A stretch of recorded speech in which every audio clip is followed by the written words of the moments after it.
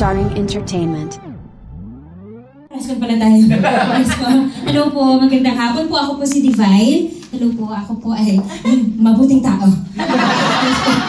Ang gagawin ko po ay ang multi-characters na si Mrs. Bailon, Brenda, Belen at Mrs. Ignacio. Ako po ay kinakabahan sa totoo lang because I haven't done this for quite a long time but nag-focus ako sa TV. But I'm so grateful and happy to be back because I'm in my habitat. I feel like I'm in my natural habitat and I go to work every day inspired, favored, and I'm happy to be with the people. That's why, what is the question? Miss Universe kasi yung sagot. Haba? Hindi pa pala tayo sumagot sa sagot. Hindi pa pala tayo dumating sa sagot talaga. Yun na pa. The challenges. So yung challenges are playing multiple. Ang challenges, ang pinaka-challenging part was the audition itself. Okay. Dahil yung Excel na pinanood nyo kanina, pinagawa ni Nico sa akin lahat. So I had to imagine a scene na nandun lahat yung characters at nag-shift ako ng characters. Kasi ang objective ni Nico, makita niya yung range ko. Hindi mo ka ng range, I give you range. And I thank you.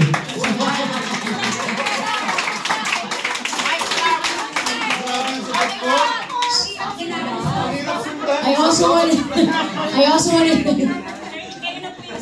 Tama na ba? Tigilan na natin doon. Okay. O sige, lumipat na tayo kay Jay Gonzaga, who's playing Jake and also playing Briggs.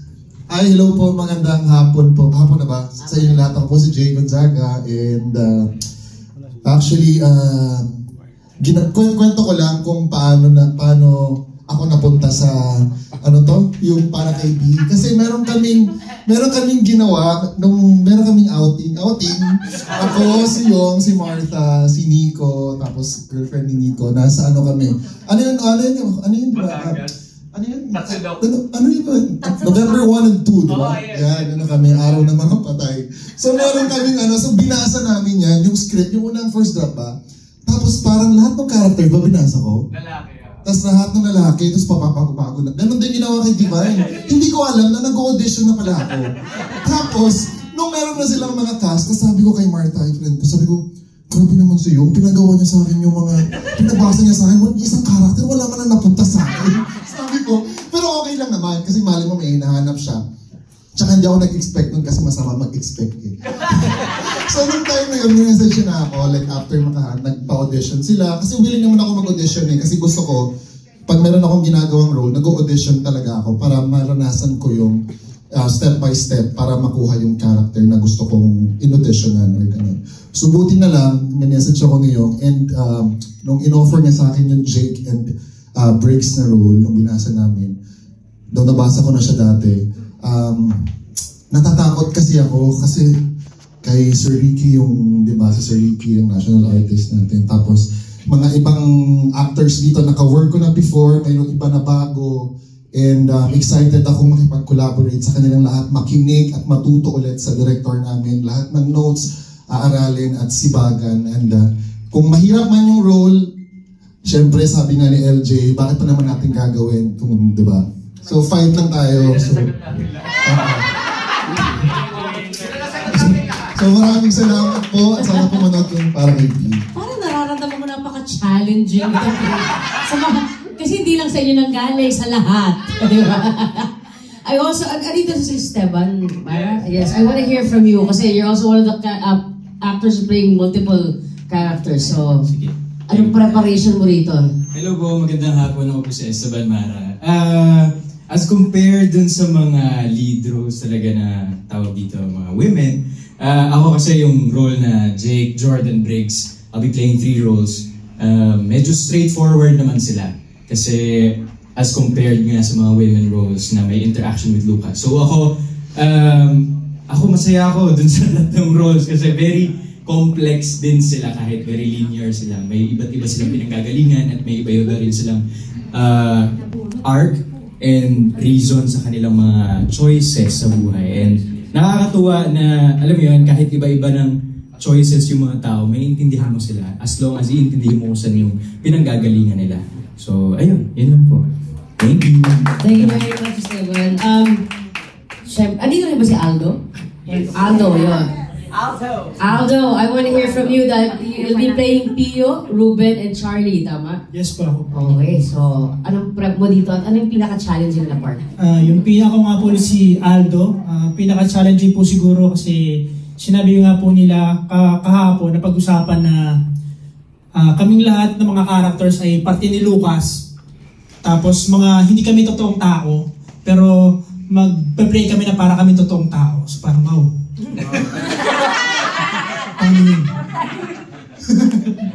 So yun po yung pinaka as an actor, yun po yung kaya po ako nag-audition dahil at nagpupunta sa ibang mga roles dahil po sa challenge at yun po yung pinaka-challenging sa akin kaya ko gustong gawin to. So sana magawa natin to. Sana magawa ko to. Kasi kung madali lang, bakit pa eh? Kasi kung madali lang, bakit natin gagawin? Sige. In the novel. I don't remember guys in the novel. I remember only the women. Even there were men? I don't like the men, no? I just remember all the women. But they are characters in the novel. Kasi he said they're not real men. They're not real people. So what are they? Ghosts? Or is that your interpretation of the Wow. Mga karakter po na binuo ni Lucas sa utak niya. Yes po. Sir Ricky. Lifeline. Sino na gusto sumagot ng tanong ng ito? Ano ba yung question? For the women, no? Who is the Lucas character in the novel? Yes. Yun nga po, kagaya na sinabi ni Sir Ricky, welcome po pala sa hosting. Sabi kahit press ko, challenging I love this. Alright. Yes, opo, tama po yun. Nasasagot ko po yan. Okay. Pinagandaan natin yan. Kaya po nila sinasabi, nila Sir, kahit sila LJ, na tumututok po tayo dun sa, kapag binasa natin yung libro, mas mapapansin natin yung mga love stories ng mga babae. Pero sa play na ito, ang makikita po natin kung paano siya binubuo nung writer.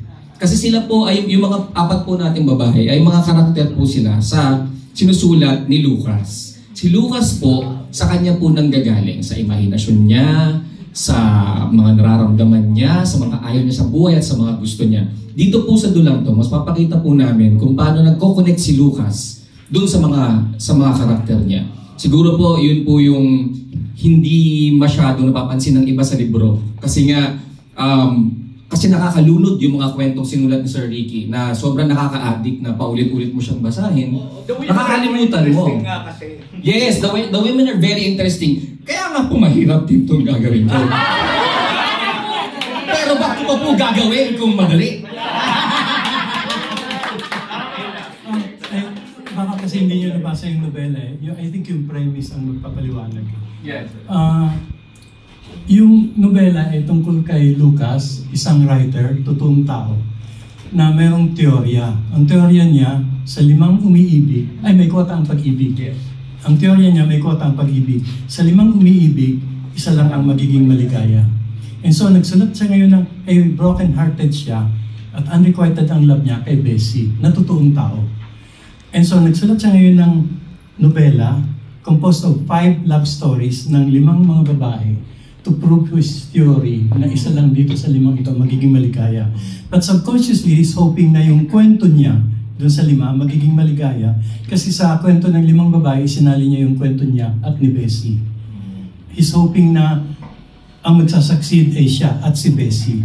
And so tinapos niya yung nobela, nagreklamo ngayon yung mga characters. Lumitaw yung mga characters at kinumplain ang kanilang kapalaran. Yung mga lead characters niya sa 5 kwento, puro babae.